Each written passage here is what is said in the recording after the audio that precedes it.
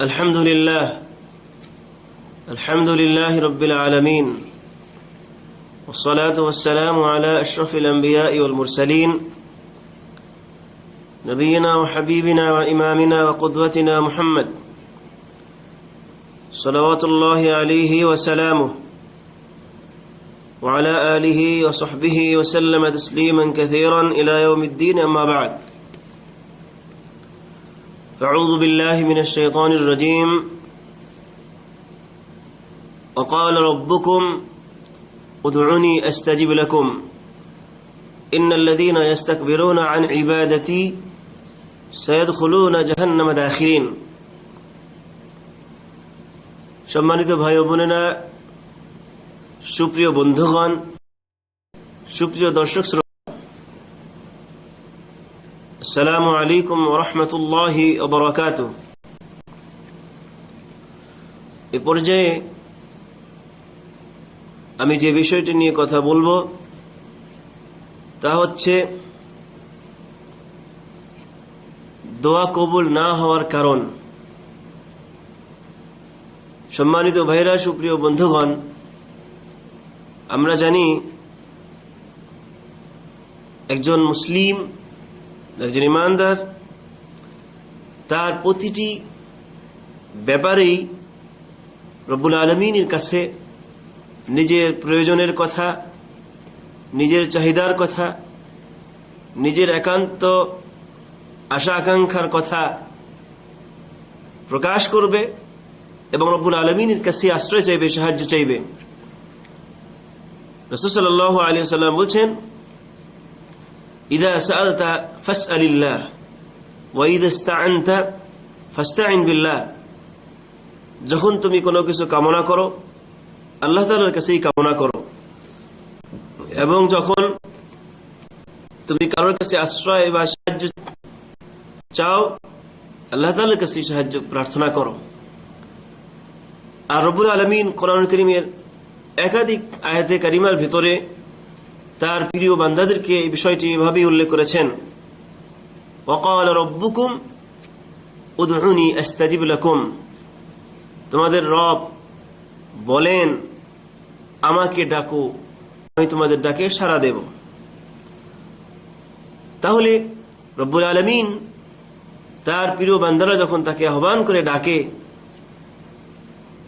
রব্বুল আলামিনের কাছে যখন আশ্রয় চায়, সাহায্য প্রার্থনা করে, কামনা করে, আল্লাহ তাআলা তাদের ডাকে সাড়া দিয়ে থাকেন। কিন্তু অনেক সময় এমন হয় যে আমাদের অনেক ভাইদের ভিতরে আসলে অজ্ঞতার কারণে হতে পারে, অথবা বিষয়টি ক্লিয়ার না হওয়ার কারণে হতে পারে যে আল্লাহ তাআলার কাছে দোয়া করে অথচ দোয়া কবুল হয় না। তাহলে আমাদের এই বিষয়টি কোনো কোনো সময় হতে পারে যে আসলে আমরা বুঝতেছি না যে আমাদের দোয়া কবুল হচ্ছে কি হচ্ছে না। তারপরেও যে বিষয়টি আমাদের কাছে ক্লিয়ার হওয়া দরকার, যে বিষয়টি আমাদের কাছে স্পষ্ট করে দেয়া দরকার, তা হচ্ছে দোয়া কবুল কেন হয় না সেই কারণগুলো জানা। এই কারণগুলো জানার মাধ্যমেই আমরা সে সকল দোয়া কবুল না হওয়ার কারণগুলো থেকে নিজেদেরকে ধরে রাখবো, নিজেদেরকে আলাদা করে রাখবো, যাতে করে আমাদের দোয়া কবুল হওয়ার ক্ষেত্রে কোনো মাওয়ানি অথবা দোয়া কবুল না হওয়ার কারণগুলো আমরা যাতে না করি, সংগঠিত না করি। রব্বুল আলামিন যেন আমাদের দোয়াগুলো কবুল করেন, এজন্যই এই বিষয়গুলো আমাদের জানা দরকার। যে সকল কারণে আল্লাহ তাআলা দোয়া কবুল করেন না, সেই কারণগুলো আমাদের জানা দরকার।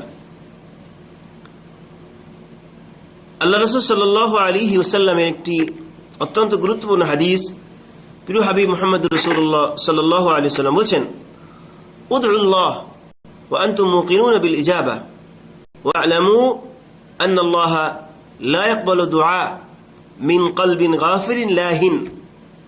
প্রিয় হাবিব মুহাম্মদ রাসূলুল্লাহ সাল্লাল্লাহু আলাইহি ওয়াসাল্লাম বলেছেন, তোমরা আল্লাহ তাআলার কাছে দোয়া করো এবং ওয়া আনতুম মুকিনুনা বিল ইজাবা, তিনি তোমাদের দোয়া কবুল করবেন সে ব্যাপারে ইয়াকিন রাখো, দৃঢ়তা রাখো। ওয়া আলামু, এবং জেনে রাখো, আন্নাল্লাহ লা ইয়াকবালু দুআ, আল্লাহ তাআলা ওই দোয়া কবুল করেন না, মিন কলবিন গাফিরিন লাহিন, ওই ব্যক্তির দোয়াগুলো কবুল করেন না যে ব্যক্তির অন্তর হচ্ছে গাফিল বা উদাসীন। অর্থাৎ আল্লাহ তাআলার কাছে দোয়া করে ঠিকই, কিন্তু দোয়ার ভিতরে তার মনোনিবেশ নেই, মনোযোগ নেই, উদাসীন অবস্থায় দোয়া করে এবং আল্লাহ তাআলা দোয়া কবুল করেন এই ইয়াকিন বা এই দৃঢ়তা তার ভিতরে নেই, এমন ব্যক্তির দোয়া আল্লাহ তাআলা কবুল করেন না। তাহলে এটি আমরা প্রথম কারণ পেয়ে গেলাম যে গাফিল বা উদাসীন যাদের দোয়া কবুল হবে এই ধরনের দৃঢ়তা নাই, আল্লাহর প্রতি সে ধরনের আস্থা নাই, তাদের দোয়া আল্লাহ তাআলা কবুল করেন না। দ্বিতীয় অন্যতম গুরুত্বপূর্ণ কারণ হচ্ছে আকলুল হারাম, তথা হারাম ভক্ষণ করা। সহিহ মুসলিমের হাদিস, প্রিয় হাবিব মুহাম্মদ রাসূলুল্লাহ সাল্লাল্লাহু আলাইহি ওয়াসাল্লাম বলেন, আর রাজুলু ইউতিলু সাফার আশআস আগবার ইয়ামুদ্দু ইয়াদাইহি ইলা সামা ইয়া রব ইয়া রব মাত'আমুহু হারাম ওয়া মাশরাবুহু হারাম ওয়া মালবাসুহু হারাম ওয়া গুযিয়া বিল হারাম ফাআন্না ইউস্তাজাবু লিযালিক। আল্লাহ রাসূল সাল্লাল্লাহু আলাইহি ওয়াসাল্লাম একজন ব্যক্তির কথা উল্লেখ করলেন, যে ব্যক্তি দীর্ঘ পথ সফরে বেরিয়ে গিয়েছে। সফর অবস্থায় সাধারণত দোয়া কবুল হয়, এজন্যই হয়তোবা রাসূল সাল্লাল্লাহু আলাইহি ওয়াসাল্লাম সফরে থাকা অবস্থায় ব্যক্তির কথা উল্লেখ করেছেন, যেহেতু সফর অবস্থায় সাধারণত দোয়া কবুল হয়। দীর্ঘ পথ সফর করতে গিয়ে আশআস আকবার তার ধুলামসৃত হয়ে গিয়েছে, অর্থাৎ অনেক কষ্ট ক্লেশ দুঃখ যাতনা এগুলো বহন করেছে, সহ্য করেছে, ধৈর্য ধারণ করেছে। এই অবস্থায় ইয়ামুদ্দু ইয়াদাইহি ইলা সামা, তার দুই হাত আকাশের দিকে তুলে ধরে ইয়া রব ইয়া রব ইয়া রব ইয়া রব বলতেছে, কিন্তু ওয়া মাত'আমুহু হারাম ওয়া মাশরাবুহু হারাম, তার খাদ্যদ্রব্য হচ্ছে হারাম এবং তার পানীয় দ্রব্য হারাম, ওয়া মালবাসুহু হারাম, এবং তার পোশাক পরিচ্ছদ হারাম, ওয়া গুযিয়া বিল হারাম, এবং সে হারামের উপরেই বড় হয়েছে। ফাআন্না ইউস্তাজাবু লিযালিক, সুতরাং এই ব্যক্তির দোয়া কিভাবে কবুল করা হবে? এর মানে হচ্ছে এই সফর অবস্থায় দুই হাত উপরে তুলে ইয়া রব বলতে থাকলেও যদি তার খাবার দাবার হারাম হয়, পোশাক পরিচ্ছদ হারাম হয় এবং হারামের উপরে সে বেড়ে উঠে থাকে, তাহলে এই ব্যক্তির দোয়া কবুল হবে না। কিভাবে এই ব্যক্তির দোয়া কবুল হবে? 3 নম্বর কারণ, দোয়ার সময় যারা তাড়াহুড়া করে, অর্থাৎ দোয়ার সাথে সাথেই তার রেজাল্ট পেতে চায় খুব দ্রুতই, এমন ব্যক্তিদের দোয়া রব্বুল আলামিন সাধারণত কবুল করেন না। প্রিয় হাবিব মুহাম্মদ রাসূলুল্লাহ সাল্লাল্লাহু আলাইহি ওয়াসাল্লাম থেকে বর্ণিত হাদিস, আবু হুরায়রা রাদিয়াল্লাহু তাআলা আনহু হাদিসটি বর্ণনা করেছেন এবং বুখারী এবং মুসলিমে হাদিসটি আসছে। রাসূল সাল্লাল্লাহু আলাইহি ওয়াসাল্লাম বলেন, ইউস্তাজাবু লিআহাদিকুম মা লাম ইয়াজাল, তোমাদের কোনো ব্যক্তির দোয়া কবুল করা হয়, তার ডাকে সাড়া দেওয়া হয় যতক্ষণ না সে তাড়াহুড়া না করে। ইয়াকুল, তাড়াহুড়া বলতে সে বলে, দাআউতু ফালাম ইউস্তাজাব লি, আমি দোয়া করেছি অথচ আমার দোয়া কবুল করা হয়নি। অর্থাৎ দোয়া করার সাথে সাথেই তার রেজাল্ট পেতে চায় এবং তাড়াহুড়া করে, এমন ব্যক্তিদের দোয়া সাধারণত রব্বুল আলামিন কবুল করেন না। 4 নম্বর কারণ, আল ইতিদাউ ফি দুআ, দোয়ার ভিতরে সীমা লঙ্ঘন করা, এবং সেই সীমা লঙ্ঘনটা বিভিন্ন ধরনের হয়ে থাকে। তার মধ্যে অন্যতম সীমা লঙ্ঘন হচ্ছে খুব জোরে জোরে সাউন্ড করে কথা বলা, খুব জোরে জোরে সাউন্ড করে দোয়া করতে থাকা, খুব অন্যদেরকে শুনিয়ে খুব চিল্লাচিল্লি করে দোয়া করা।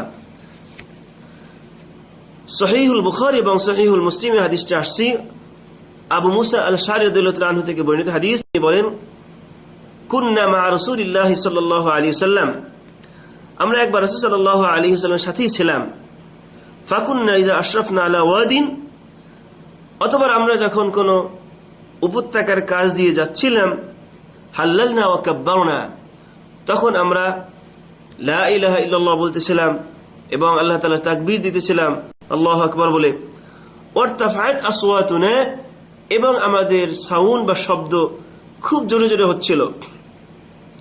ফাকাল নবী সাল্লাল্লাহু আলাইহি ওয়াসাল্লাম, এই অবস্থায় নবী করিম সাল্লাল্লাহু আলাইহি ওয়াসাল্লাম বললেন, ইয়া আইয়ুহান নাস, হে মানব সকল, ইরবাউ আলা আনফুসিকুম, তোমরা তোমাদের নিজেদের ব্যাপারে শান্ত হও। ফাইন্নাকুম লা তাদউনা আসাম্মা ওয়ালা গায়িবান, কেননা তোমরা কোনো বধির অর্থাৎ যে কানে শোনে না এমন কাউকে ডাকছো না, ওয়ালা গায়িবান এবং যিনি গায়েব রয়েছেন এমন কাউকে ডাকছো না, অর্থাৎ যিনি তোমাদের কথা শুনেন না এমন কাউকে তোমরা ডাকছো না। ইন্নাহু মাআকুম, বরং তিনি তোমাদের সাথেই আছেন। ইন্নাহু সামিউন করিব, নিশ্চয় তিনি মহাশ্রোতা এবং তিনি নিকটবর্তী। তাবারাকা ইসমুহু ওয়া তাআলা জাদ্দুহু। তাহলে রাসূল সাল্লাল্লাহু আলাইহি ওয়াসাল্লাম নিষেধ করেছেন এভাবে চিল্লাচিল্লি করে কান্নাকাটি করতে, যেহেতু রব্বুল আলামিন সর্ব অবস্থায় আমাদেরকে দেখেন, শোনেন, আমাদের সব কিছু তিনি জানেন, শোনেন, দেখেন, এমনকি অন্তরে খবরও জানেন। অতএব দোয়া করার ক্ষেত্রে সীমালঙ্ঘন করা যাবে না। খুব জোরে সাউন্ড করে, শব্দ করে চিল্লাচিল্লি করা দোয়া আদবের অন্যতম খেলাফ। সম্মানিত ভাইরা, সুপ্রিয় বন্ধুরা, এরপরে সীমালঙ্ঘনের ক্ষেত্রে আরেকটি সীমালঙ্ঘন হচ্ছে দোয়ার ক্ষেত্রে খুব গানের মতো সুর দিয়ে দোয়া করা। এটা আল্লাহ তাআলা পছন্দ করেন না। গানের মতো সুর দিয়ে দোয়া করা রব্বুল আলামিন পছন্দ করেন না। দোয়ার ক্ষেত্রে সীমালঙ্ঘনের আরেকটি পর্যায় হচ্ছে দোয়ার ক্ষেত্রে রব্বুল আলামিনের কাছে খুব অতিরিক্ত ব্যাখ্যা বিশ্লেষণ করে বলতে থাকা। কেননা এ ব্যাপারে সুনানে আবু দাউদ একটা হাদিস আসছে, আব্দুল্লাহ ইবনে মুগাফফাল রাদিয়াল্লাহু তাআলা আনহু থেকে বর্ণিত। তিনি বলেন, তিনি সামিআ ইবনাহু ইয়াকুল, তিনি তার সন্তানকে বলতে শুনেছিলেন, অর্থাৎ আব্দুল্লাহ ইবনে মুগাফফাল রাদিয়াল্লাহু তাআলা আনহু তার সন্তান এভাবে দোয়া করতেছিল।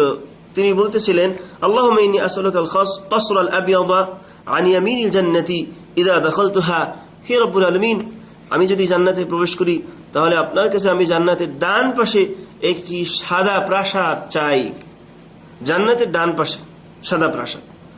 তখন আব্দুল্লাহ ইবনে মুগাফফাল রাদিয়াল্লাহু তাআলা আনহু তিনি বললেন, ইয়া বুনাই, হে আমার বৎস, হে আমার সন্তান, সালিল্লাহ জান্নাহ, আল্লাহ তাআলার কাছে জান্নাত চাইবে, ওয়া তাআওয়াজ বিহি মিনান নার, এবং তার কাছে জাহান্নাম থেকে মুক্তি কামনা করবে। ফাইন্নী সামি'তু রাসূলুল্লাহ সাল্লাল্লাহু আলাইহি ওয়াসাল্লাম ইয়াকুল, কেননা আমি আল্লাহ রাসূল সাল্লাল্লাহু আলাইহি ওয়াসাল্লামকে বলতে শুনেছি, তিনি বলছেন, সায়াকুনু ফি হাযিহিল, এই উম্মতের ভিতরে একদল মানুষ এমন হবে, ইয়াতাদুনা ফি তুহুরি ওয়াদ দুআ, যারা পবিত্রতার ক্ষেত্রে এবং দোয়া করার ক্ষেত্রে সীমা লঙ্ঘন করবে। তাহলে এই বিষয়টি বোঝা গেল যে দোয়ার ক্ষেত্রে এভাবে ব্যাখ্যা বিশ্লেষণ করা, তাফসীর করা, এগুলো দোয়ার ক্ষেত্রে সীমা লঙ্ঘনের শামিল। এভাবে দোয়া করা যাবে না, এবং এই ধরনের দোয়া আল্লাহ তাআলা কবুল করেন না। সম্মানিত ভাইরা, সুপ্রিয় বন্ধুরা, দোয়া কবুল না হওয়ার ক্ষেত্রে আরেকটি অন্যতম গুরুত্বপূর্ণ কারণ হচ্ছে দোয়ার ক্ষেত্রে নিজস্ব ইয়াকিন এবং দৃঢ়তা না রাখা, বরং এভাবে বলা, আল্লাহ তাআলার কাছে এভাবে বলতে থাকা, আল্লাহুম্মা গফিরলি ইন শি'তা, আল্লাহুম্মা আরহামনি ইন শি'তা। সহিহুল বুখারীতে হাদিসটি আসছে, রাসূল সাল্লাল্লাহু আলাইহি ওয়াসাল্লাম নিষেধ করেছেন। আল্লাহ সাল্লাল্লাহু আলাইহি ওয়াসাল্লাম বলেন, লা ইয়াকুলান্না আহাদুকুম, তোমাদের কেউ যদি এভাবে না বলে, আল্লাহুম্মা গফিরলি ইন শি'তা, হে রব্বুল আলামিন তুমি যদি চাও তাহলে আমাকে ক্ষমা করো, হে রব্বুল আলামিন আল্লাহুম্মা আরহামনি ইন শি'তা, তুমি চাও তাহলে আমার প্রতি রহম করো। অর্থাৎ যদি তুমি চাও, এইভাবে বলা যাবে না, বরং আল্লাহ তাআলার কাছে আশা নিয়ে, ভরসা নিয়ে এবং আস্থা নিয়ে আল্লাহ তাআলার কাছে বলতে হবে। তাহলে দোয়ার ক্ষেত্রে আস্থাহীন হওয়া, অথবা যদি তুমি চাও তাহলে আমাকে ক্ষমা করো, যদি তুমি চাও তাহলে আমাকে রহম করো, এভাবে বলা যাবে না, বরং দৃঢ়তা নিয়েই দোয়া করতে হবে। সম্মানিত ভাইরা, সুপ্রিয় বন্ধুরা, এরপরে দোয়া কবুল না হওয়ার আরেকটি কারণ হচ্ছে দোয়ার ক্ষেত্রে আপনার আত্মীয়তা সম্পর্ক নষ্ট করা। যারা আত্মীয়তা সম্পর্ক নষ্ট করে তাদের দোয়া সাধারণত কবুল হয় না। আল্লাহ রাসূল সাল্লাল্লাহু আলাইহি ওয়াসাল্লাম বলেন, লা ইয়াজালু ইউস্তাজাবু লিল আবদি মা লাম ইয়াদউ বিইসমিন আও কতিয়াতি রহিম মা লাম ইস্তাজিল। قيل يا رسول الله ما الاستجال؟ قال يقول قد دعوت فلم أرى يستجب لي। রাসূল সাল্লাল্লাহু আলাইহি ওয়াসাল্লাম বলেন, বান্দার দোয়া ততক্ষণ পর্যন্ত কবুল হতে থাকে যতক্ষণ না সে তার পাপাচারের কোনো দোয়া করে, অর্থাৎ পাপের কোনো দোয়া করে, গর্হিত কাজের কোনো দোয়া করে, অথবা আও কতিয়াতি রহিম, সে তার আত্মীয়তার সম্পর্ক নষ্ট করে, অর্থাৎ আত্মীয়তার সম্পর্ক যতক্ষণ না নষ্ট না করে ততক্ষণ পর্যন্ত তাদের দোয়া আল্লাহ তাআলা কবুল করেন। এর মানে হলো আত্মীয়তার সম্পর্ক নষ্ট করলে তাদের দোয়া আল্লাহ তাআলা কবুল করেন না। মা আলাম ইস্তাজিল, এবং যদি সে তাড়াহুড়া না করে। প্রিয় ভাইরা, সুপ্রিয় বন্ধুরা, দোয়া কবুল না হওয়ার আরেকটি অন্যতম হিকমত, যেটা আল হিকমত রাব্বানিয়া, আল্লাহ তাআলার হিকমত যা আমাদের জানা নেই, তা হচ্ছে এই, আল্লাহ রাসূল সাল্লাল্লাহু আলাইহি ওয়াসাল্লাম বলেন, মা আলাল আরদি মিন রাজুলিন মুসলিমিন ইয়াদউ আল্লাহ আযজা ওয়া জাল বিদাওয়াতিন ইল্লা আতাহু আল্লাহু ইয়্যাহ আও কাফা আনহু মিন আসুই মিসলাহা মা লাম ইয়াদউ বিইসমিন আও কতিআতি রাহিম ফাকালা রাজুলুন মিনাল কওমি ইযা নাকসুর ক্বালা আল্লাহু আকসার। রাসূল সাল্লাল্লাহু আলাইহি ওয়াসাল্লাম বলেন, যখনই কোন মুসলমান, এই জমিনের উপরে কোন মুসলমান আল্লাহ তাআলাকে দোয়া করে, আল্লাহ তাআলা তার সেই দোয়া অবশ্যই কবুল করেন বিভিন্নভাবে।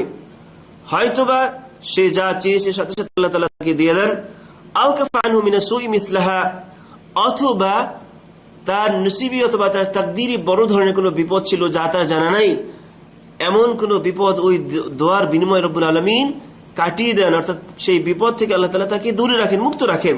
এবং অন্য রিওয়ায়াতে আছে যে অথবা আল্লাহ তাআলা তার জন্য আখিরাতের জীবনের জন্য তার জন্য পুঁজি করে রাখেন। তিনটার যে কোনো একটা হয়, হয় তার দোয়ার সাথে সাথে কবুল হবে, অথবা এই দোয়ার কারণে বড় ধরনের বিপদ থেকে আল্লাহ তাআলা তাকে উদ্ধার করবেন যেভাবে তার জানা ছিল না, অথবা একটাও হবে না, কিন্তু আখিরাতের দিনে সেই দোয়ার বিনিময় আল্লাহ তাআলা তাকে দিয়ে দিবেন। তাহলে প্রিয় ভাইরা, সুপ্রিয় বন্ধুরা, বিষয়টা অত্যন্ত ক্লিয়ার। কোনো মুসলমান যদি দোয়া করে আল্লাহ তাআলা অবশ্যই তার দোয়া কবুল করেন, তবে সেক্ষেত্রে এই তিনটা অবস্থা। দোয়া কবুল না হওয়ার আরেকটি অন্যতম গুরুত্বপূর্ণ কারণ হচ্ছে তারকুল আমরি বিল মারুফ ওয়ান নাহি আনিল মুনকার, সৎ কাজের আদেশ দেয়া এবং অসৎ কাজ থেকে বারণ করা যখন বন্ধ হয়ে যায়, ওই সমাজের লোকদের দোয়া রব্বুল আলামিন কবুল করেন না।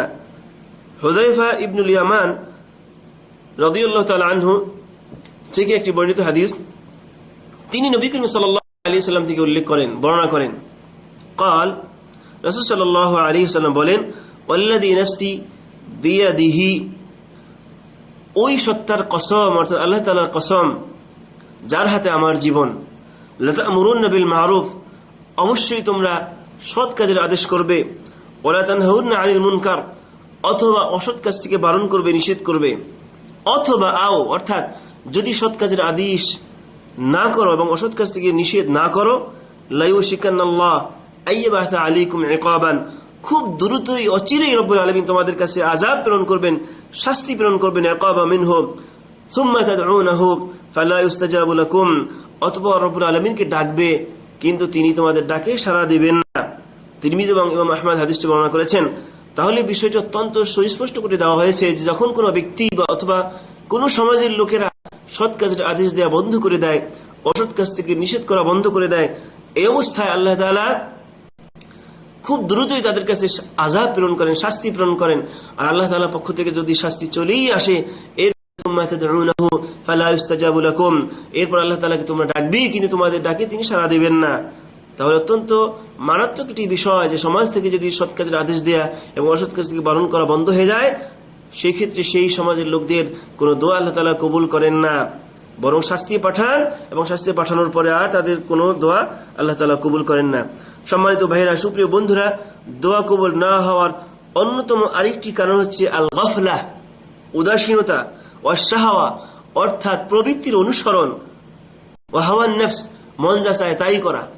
অর্থাৎ যেই সকল লোকেরা আল্লাহ তাআলার বিধান অনুযায়ী চলাফেরা করে না, আল্লাহ তাআলার বিধানকে মেনে চলে না, আল্লাহ তাআলার আদেশ এবং নিষেধগুলো মেনে চলে না, বরং নিজের মন যা চায় তাই করে, প্রবৃত্তির অনুসরণ করে, পাপাচারী জীবনযাপনে অভ্যস্ত, এমন ব্যক্তিদের দোয়া সাধারণত রব্বুল আলামিন কবুল করেন না। কেননা আল্লাহ তাআলা বলেন, ইন্নাল্লাহা লা ইউগাইয়িরু মা বিকওমিন হাত্তা ইউগাইয়িরু মা বিআনফুসিহিম, সূরা রাদের 11 নম্বর আয়াত। আল্লাহ তাআলা বলেন, নিশ্চয় আল্লাহ তাআলা ওই সম্প্রদায় বা কওম তাদের জীবনের ভাগ্যের পরিবর্তন ঘটান না যতক্ষণ না তারা নিজেরাই নিজেদের ভাগ্যের পরিবর্তন না ঘটান, অর্থাৎ নিজেরা নিজেদের ভাগ্য পরিবর্তনের সওয়াব বা কারণ না করেন। তাহলে আপনি পাপাচার করবেন, সীমালঙ্ঘন করবেন, গুনাহের কাজ করবেন, আর আল্লাহ তাআলা আপনার ডাকে সাড়া দিবেন, এটা হবে না।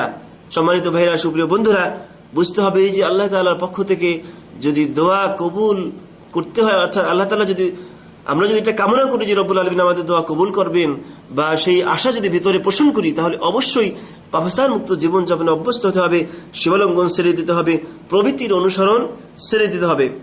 সম্মানিত ভাইরা, সুপ্রিয় বন্ধুরা, দোয়া কবুল না হওয়ার আরেকটি অন্যতম কারণ হচ্ছে আদামুল খুশু ফিস সালাতি ওয়া আদামুর রাগবাতি ওয়ার রাহবা, অর্থাৎ নামাজের ভিতরে খুশু খুদু না হওয়া, খুশু খুদু না থাকা, বিনয়ী ভাব না থাকা, নামাজের ভিতরে মনোনিবেশ না থাকা, বরং নামাজ পড়তে দাঁড়িয়ে দুনিয়ার হাবিজাবি যদি মাথার ভিতরে আসে, স্মরণে আসে, নামাজের জন্য যে সময়টুকুন আপনি বরাদ্দ করেছেন, সেই সময়টুকুন যদি নামাজকে না দিয়ে এদিক সেদিকে ট্রান্সফার করে দেন, পাস করে দেন, এই অবস্থায় আপনি যদি দোয়া করেন, সাধারণত রব্বুল আলামিন আপনার দোয়া কবুল করবেন না। এজন্য অবশ্যই নামাজের জন্য যে সময়টা আমরা বরাদ্দ করি, অবশ্যই সেই সময়টুকুন আমাদেরকে নামাজকেই দিতে হবে। তাহলে প্রিয় ভাইরা, সুপ্রিয় বন্ধুরা, দোয়া কবুল না হওয়ার অন্যতম আরেকটি গুরুত্বপূর্ণ কারণ হচ্ছে নামাজের ভিতরে খুশুখুদু না থাকা তথা সঠিকভাবে নামাজ আদায় না করা, বরং নামাজের ক্ষেত্রে নিজেদের গাফলতি ফুটিয়ে তোলা, নিজেদের মতো মত করে, নিজেদের যেমন মন চায় তেমন করে নামাজ পড়া, নামাজের ক্ষেত্রে ধৈর্যশীল, এরপরে বিনয়ী, খুশুখুদু এবং নামাজের রুকুনগুলো, ওয়াজিবগুলো, সুন্নতগুলো সঠিকভাবে আদায় না করা, এই সকল কাজ যদি করা হয়, সেক্ষেত্রে তাদের দোয়া সাধারণত রব্বুল আলামিন কবুল করেন না। আসুন প্রিয় ভাইরা, সুপ্রিয় বন্ধুরা, দোয়া কবুল না হওয়ার যে কারণগুলো আমরা খুব সংক্ষিপ্ত আকারে শুনলাম, এই সকল কারণ থেকে নিজেদেরকে দূরে রাখার চেষ্টা করি। এর কারণগুলো যেন আমরা না ঘটাই, বরং দোয়া কবুল না হওয়ার যত কারণ আছে সবগুলো থেকে আমরা দূরে থাকার চেষ্টা করি। আল্লাহ তাআলা আমাদেরকে সেই তৌফিক দান করুন। হাদা ওয়া সাল্লাল্লাহু আলা নবিয়িনা মুহাম্মদ ওয়া আলা আলিহি ওয়া সাহবিহি ওয়া সাল্লামা তাসলিমান কাসীরা। আসসালামু আলাইকুম ওয়া রাহমাতুল্লাহি ওয়া বারাকাতুহু।